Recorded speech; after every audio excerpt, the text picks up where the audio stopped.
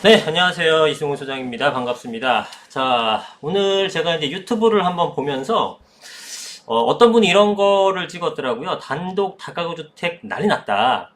그래서 어떤 영상인가 시청을 해봤더니, 단독 다가구 주택이 앞으로 가격이 빠질 만한 요인들이 굉장히 많기 때문에, 단독 다가구 주택을 매수하시려는 분들, 좀 주의하셔라. 뭐 이런 관련된 영상이더라고요. 그래서 이제 거기에 대한 어떤 근거들을 이제 말씀을 하시는데 제가 보고 있자 보니까 조금 안 맞는 얘기들이 너무 많은 것 같아서 한번 그 내용을 반박하는 내용을 한번 영상을 찍어봤습니다.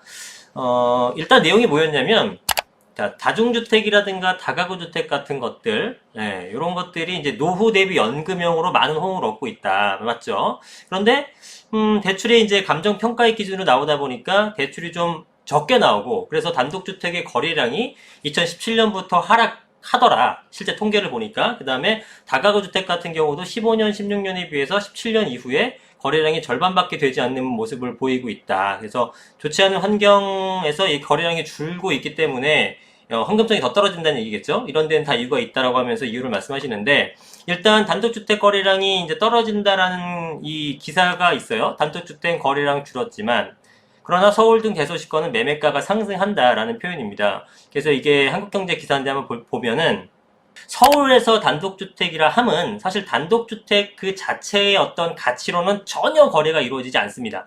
그러니까 건물 값어치가 전혀 없고 순수하게 토지로만 거래된다고 생각하시면 돼요. 서울 도심권에 있는 단독주택이라는 것은 결국은 그 쓸데없는 토지를 거래하는데 쓸데없는 위에 어떤 건축물들이 있는 것 뿐이에요. 그 위에가 방이 몇 개인지 어떻게 생겼는지는 절대 사는 사람이 전혀 생각하지 않습니다. 오히려 건물이 없는 나대지가 더 비싸게 거래가 돼요. 왜냐하면 어차피 거기는 철거를 하고 다세대 주택이라든가 이런 것들을 지을 거기 때문에 단독주택이 없는 것들이 가격이 더 비싼 현상이 생기고 있습니다. 당연하겠죠. 토지를 거래하는 거니까. 자, 그런 생각을 머리에 염두에 두시고 내용을 좀 보셔야 됩니다. 이 경우 개별주택 자체의 가치보다는 미래에 건축될 가치에 따라 단독주택 가격이 결정된다. 그래서 단독주택의 건물가보다는 토지 가격이 중요한 거래 지표가 된다. 맞는 표현인데 더 정확하게는 건물 가치는 아예 안 본다라고 표현해도 무방합니다. 오히려 귀찮다. 건물이 있으면 토지가 거래되는 거예요.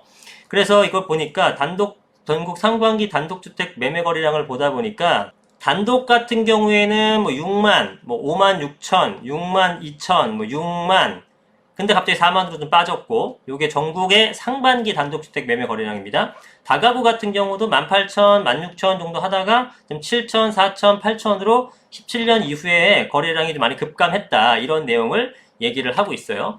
그래서 지금 이렇게 떨어진 데에는 이유가 있는데 그 이유가 뭐냐? 첫 번째, 공시가격 상승으로 인한 보유세 문제가 있다라고 얘기합니다. 자, 지가가 동반 상승을 했기 때문에 단독주택 가격도 높은 상승을 했다. 자, 보세요. 지금 단독 다가구가 난리 났다라고 표현한 것은 단독 다가구 주택을 더 이상 사면 안 된다라는 논조로 얘기를 하시는데 그 이유 중에 하나가 보유세 문제라는 겁니다. 근데 보유세가 높게 상승했기 때문에 부담스럽다라는 건데 보유세가 상승한 이유는 뭘까요? 보유세가 상승한 이유는 당연히 매매가가 올랐기 때문에 그렇습니다. 그래서 올해 전국 9% 상승, 서울은 17%가 단독주택 가격이 상승을 했어요. 그럼 당연히 여러분들 보유세가 높아지는 건 맞지만 보유세가 올라간 거는 왜 올라갔다? 가격이 올라갔기 때문에 올라간 겁니다. 이게 나쁩니까? 만약에 공시 가격이 올랐기 때문에 너 오늘 이제부터 보유세가 종부세, 재산세 합쳐갖고 올해 200만 원 더 내? 아, 왜 더 내야 되죠? 너 집값 1억 올랐잖아. 그러니까 200만 원 더 내. 아, 예, 알겠습니다. 그러지 않겠어요? 1억이 올랐는데 200만 원 못 내겠습니까? 예를 들면. 그렇죠? 그러니까 보유세가 올라간다라는 것이 제가 볼 때 무슨 문제가 되느냐라고 생각이 들어요. 보유세 올라가는 것만 그만큼 가격이 올랐기 때문에 저는 매년 200만 원, 300만 원씩 보유세가 늘었으면 좋겠어요. 그만큼 올랐다는 뜻이니까. 제 재산 가치가. 그죠? 근데 이걸로 인해서 더 이상 이걸 사지 않는다? 계속 올라가는 상품을, 세금 조금 더 낸다고 사지 말아라라는 게 이게 이 논리가 있는 건지 제가 잘 모르겠습니다. 그래서 좀 여기에 대해서 좀 의아스럽고 이런 이유를 댄 것에 좀 의아스럽고 두 번째는 노후화된 건물이 증가되고 있다. 단독의 경우는 51.7%가 노후화된 건물이래요. 이거는 여기 식대로 표현하자면 빌라 업체들의 타겟이 된답니다. 그래서 실거주보다는 신축 빌라 업자의 투기성으로만 거래가 돼. 이거는 정확한 표현입니다. 누가 단독주택 자체의 가치로 삽니까? 아무도 안 삽니다. 그렇게는. 그냥 토지를 사는 거죠, 토지를. 예, 그래서, 이 신축 빌라 업자들이 뭐 날고 기고 뭐 공준전까지 한 사람들이니까 해치허에 당신들이 당할 것이다. 이런 논조로 얘기하시는데요. 실제로는 제가 토지 거래 많이 해보는데, 토지라고 표현하는 건 단독주택 말씀드리는 겁니다. 예, 지금, 그 집주인들, 지금 토지주들, 단독주택 소유주들이요, 땅값을, 그러니까 그 주택 가격을 무지막지하게 올려놓습니다. 왜? 그렇게 해도 거래가 지금 찾는 분들이 워낙 많으니까, 단독주택이 예전에 비해서 현저히 줄었죠. 지금 거래량이 줄은 이유가, 여기 보시면, 거래량이 줄은 이유가 왜 줄은지 아십니까? 다른 이유가 아니에요. 그만큼 단독주택이 거래가 상당히 많이 됐기 때문에 그래요. 특히 서울 같은 경우에는 단독주택 비율이 보통 15%, 16% 하다가 뚝뚝뚝 떨어져갖고 10% 미만으로 떨어졌거든요. 그 뜻은 뭐냐면은 그만큼 단독주택이 그동안 거래가 많이 됐죠. 단독주택을 부시고 단독주택을 짓겠습니까? 그러진 않죠. 그러면 다세대 주택을 부시고 단독주택을 짓나요? 아파트를 부시고 단독주택 안 지어요. 단독주택은 부서지면 소멸만 될 뿐 추가적으로 짓는 것들은 단독주택이라는 게 생성이 안 됩니다. 그러니까 도심권에서는 단독주택의 비율은 점점 줄죠. 비율이 점점 줄면 단독주택의 수가 그만큼 줄기 때문에 매년 같은 매매 거래량이 생길 수가 없어요. 그래서 단독주택 매매 거래량이 게 줄어드는 것은 이게 가치가 없어서 줄었다기보다는 실질적인 수가 줄었게 된 이유가 하나가 있고요. 또 하나는 이 단독주택 가격이 너무 많이 올랐기 때문에 매수하기가 상당히 부담스럽기 때문인 것도 있습니다. 그게 더 커요. 가격 굉장히 잘 오르는 상품입니다. 이게 제가 말씀드린 건 도심권의 단독주택을 말씀드리는 겁니다. 항상. 예. 그렇고요. 그 다음에 계속 말씀드리다 보면 이 단독주택 소유주들이 지금 건축주들의 어떤 이 세치형에 노란하지 않아요. 지금 상황 다 압니다. 얼마나 많은 사람들이 그 토지를 사고 싶어서 난리가 난 상태인지 알기 때문에 가격 굉장히 비싸게 지금 거래가 되고 있어요. 이따가 기사로 한번 보여드릴게요. 자, 기사를 먼저 보겠습니다. 방금 말씀드렸었던. 지금 서울의 가격이 어떻게 되냐면은, 자, 올해 거래된 단독주택 매매 가격이 서울 같은 경우에 강남구가 평당 3.3제곱미터당 5,100만원입니다. 5,100만원이에요. 평당 5천만원입니다. 서초구가 4천만원, 용산구 4천만원, 마포구 3,400만원, 중구 3,300만원. 웬만한 지역에서는 지금 3천만원이 넘어갑니다. 이게 상업지나 준주거에 대한 내용이 아니고요. 일반 2종 주거지나 3종 주거지에 대한 모습입니다. 상업지는 뭐 억대가 넘어가는 것도 수두룩하고 웬만한 준주거 지역 같은 거는 5천 이하를 찾을 수가 없죠. 그래서 지금 예를 들면은 지금 여러분들이 지나가다가 보이는 허름한 단독주택 같은 거 있잖아요. 한 60평, 80평 되는 것들. 그런 것들이 30억, 40억 하는 겁니다. 30억, 40억. 네? 다른 구에 가도 보통 한 25억에서 30억에는 아주 가뿐하게 넘어가는 금액들이에요. 굉장히 허름해 보이는 그 주택이. 그 가격이 엄청나게 상승을 하고 있다라는 얘기죠. 근데 무슨 단독 다가구가 난리가 났습니까? 난리가 났죠. 금액이 너무 올라서. 네? 금액이 너무 올라서 난리가 났죠. 그래서 이 단독이나 다가구 서울에 있는 내지는 도심권에 있는 것들은 가격이 지속적으로 상승하고 있다. 짜잘한 다른 것들을 이제 생각하면서 이게 안 오를 거다. 단독 다가구 가격이 떨어질 거봐. 난리 났다. 이런 좀 이상한 소리는 안 믿었으면 좋겠습니다. 그 다음에 단독 다가구를 사지 말라는 이유 세 번째가 재건축이 힘들다. 그러니까 부시고 다시 짓기 힘들다. 맞아요. 왜냐? 건폐율 같은 걸 맞추려면은 기존에는 이 건축법이 정확하게 정형화가 되어 있고 법제화되어 있기 전에는 솔직히 대충 지으면은 대충 다 허가가 났는데 지금은 딱딱딱 도시 미관에 맞춰서 내지는 용적률에 맞춰서 건폐율에 맞춰서 지어야 되기 때문에 기존 건물보다 작아지는 경우가 태반입니다. 그렇기 때문에 부시고 다시 지을 수가 없죠. 그런데 아무 상관없어요. 이것 때문에 가격이 하락한다? 전혀. 왜? 이 사람들은 어차피 새로 짓게끔 완화해줘도 서로 짓지도 않고요. 단독주택 소유주들은 결국은 누구냐? 빌라 업자나 건축업자나 이 건축을 주업으로 하시는 분들이 짓는 거기 때문에 그분들한테 팔면 되는 겁니다. 근데 그거는 여전히 단독주택 소유주들이 굉장히 희소한 가치를 갖고 있어요. 매도자 우위 시장이라는 거죠. 이 시장은. 그렇기 때문에 재건축이 힘든 게 아무 상관없습니다. 부동산 가격 하락하고 그리고 유지관리비가 많이 든다. 이런 내용들이 여러분들이 유지관리비 많이 들죠. 당연히 아파트보다 많이 드는데 그 비중이 얼마나 될 것 같습니까?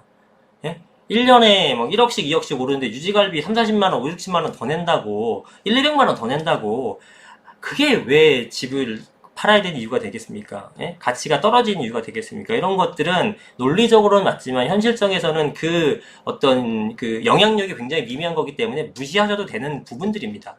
그 다음에 불안정한 실거주 요건. 이런 내용이 뭐였냐면, 다가구 같은 경우에 보증금을 꽉 차서 받기 때문에 다음 세입자가 들어오기 전까지는 보증금을 돌려받기 힘들다. 자, 다가구 같은 경우는 보증금을 꽉 채워서 받는데요. 그래서 다음 세입자가 들어오기까지는 보증금을 돌려받기 힘듭니다. 아니, 전세 보증금을 꽉 차서 안 받는 사람도 있습니까? 여유있게? 그리고 보증금을 받았으면은 당연히 그거를 무슨 뭐 저축하고 있다가 다음 세입자가 안 들어와더라도 빼줄 수 있는 그런 능력자가 몇 명이나 됩니까?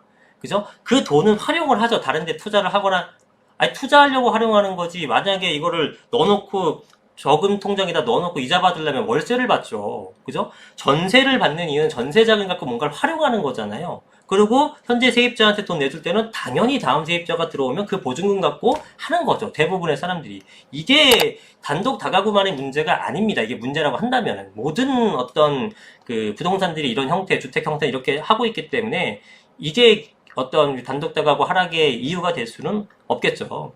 네.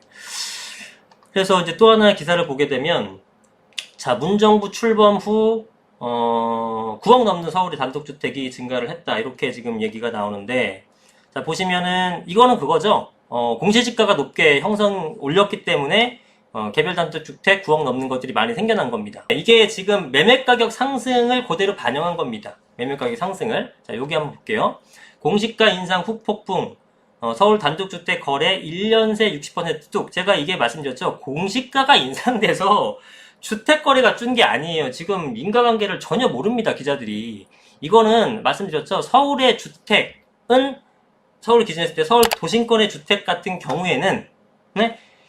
가격이 많이 올랐기 때문에 매수자들이 더 이상 구입하기가 좀 부담스러운 금액이 됐고 좀 시간이 좀 필요하다라는 거고요. 그리고 단독주택 자체가 많이 줄었기 때문에 거래가 예전처럼 많이 일어날 수가 없습니다. 숫자가 줄었는데 어떻게 계속 그 숫자를 유지하면서 거래가 됩니까? 아니, 지금, 그러니까 예전에는 단독주택이 많았을 때는 막 골라서 샀었어요. 처음에 이제, 예를 들어 건축업자들이. 근데 지금은 몇 개 안 남은 단독주택을 사느라고 혈안이 돼 있다고요. 이런 상태가 매수 우위성에서 매도 우위성으로 바뀐 겁니다. 그러니까 당연히 거래량이 줄게 되고 예전에 1,300만 원, 1,400만 원 하던 그 평당 가격, 그 단독주택 가격이요. 지금 기본 3,000입니다. 그럼 여러분 생각해 보세요. 예를 들어 100평을 한 80평 갖고 있어요. 80평이 예전에 평당 1,500이었는데 지금 3,000이면은 평당 1,500 오른 거죠. 1,500 곱하기 80평 하게 되면 얼마입니까? 12억 정도 오른 겁니다. 아파트 오른 건 오른 것도 아니에요. 단독 다가구 주택 굉장히 많이 올랐고요. 아파트보다 더 많이 올랐고요. 앞으로도 오를 만한 충분한 가능성이 있죠. 왜? 여전히 주택이 모자라는 게 서울이고 단독주택의 희소성은 더 심화됐기 때문에. 왜? 그동안 있었던 게 줄어버렸잖아요. 안 그래도 얼마 없는데. 그러니까 지금 엄청나게 가격이 상승할 겁니다. 앞으로도. 지금까지도 많이 상승했고. 그럼 건축업자들이 주로 그녀들 직업이잖아요. 건축하는 게 직업이란 말이에요. 그럼 서울에 빌라나 다세대주택 지으려면은 나대지 하나도 없죠. 결국 뭘 부셔야 됩니까? 오래된 연립이나 오래된 다가구나 오래된 단독주택을 부시고 지어야 되는 거예요. 그죠? 예전보다 수익은 줄더라도 안 할 수는 없단 말이죠. 일을 안 할 수, 백수처럼 할 수는 없잖아요. 일을 해야지만 돈을 버니까. 그러니까 비싼 땅값이라도 구입을 하게 되는 거예요. 그러니까 가격이 올라갈 수밖에 없는 구조가 되는 겁니다. 예. 그래서 이게 완전히 해석을 좀 잘못하고 있어서 거래량이 준 게 이게 정말 점점 거래량이 줄고 가치가 하락하고 있어서 거래량이 주는 게 아니에요. 사고 싶어도 매도자 우위시장이기 때문에 거래가 하기 쉽지 않아서 그런 겁니다. 가격이 굉장히 잘 올라가고 있는 모습을 보이고 있는 거죠. 예, 이해가 좀 되셨는지 모르겠습니다. 제가 약간 좀 흥분을 해가지고. 그래서 단독 다가구 주택이 가격이 떨어질 이걸 생각하시면 되죠. 누군가는 떨어진다고 얘기를 하고 있고요. 저 같은 사람은 서울에 있는 단독 다가구 주택 굉장히 많이 오를 거라고, 그냥 오른다도 아니고 많이 오를 거라고 말씀을 드리는 거잖아요. 그러면 본인이 지금 영상 보시는 분들, 본인이 사는 동네 아니면 아는 부동산 통해서 서울의 어느 지역도 관계없어요. 강남구든 도봉구든 은평구든 동작구든 어디든 간에 지금 단독주택 가격이 얼마 정도인지 확인해 보세요. 평당 얼마 정도 된다, 몇 평짜리가 얼마다 라고 확인해 보시고 6개월 뒤, 1년 뒤에 확인해 보십시오. 딱 그러면 정답입니다. 누구 말이 맞는지. 예, 가격이 올랐나 떨어졌나, 많이 올랐냐 적게 올랐냐 보십시오. 그게 가장 정확하겠죠? 맨날 현실에서 이 돌아가는 현상을 모니터링 안 하고 그냥 탁상에 앉아가지고 이론만으로 하시는 분들한테 제발 좀 넘어가지 마십시오. 말 같지도 않은 얘기들을 하고 있으니까. 예? 현장을 직접 보시고 현장을 직접 눈으로 들으시게 되면 눈으로 보고 귀로 들으시면은 이게 정답이구나라는 걸 여러분 스스로 판단하시면 됩니다. 누구 말을 믿을 것도 없어요. 스스로 증명하시고 확인해 보시면 됩니다. 아시겠죠? 단독 다가구주택, 서울이나 구신권엔 단독 다가구주택 좋은 거 있으면 바로 잡으세요. 가격 엄청나게 오릅니다. 오늘 영상 여기까지 하겠습니다. 감사합니다.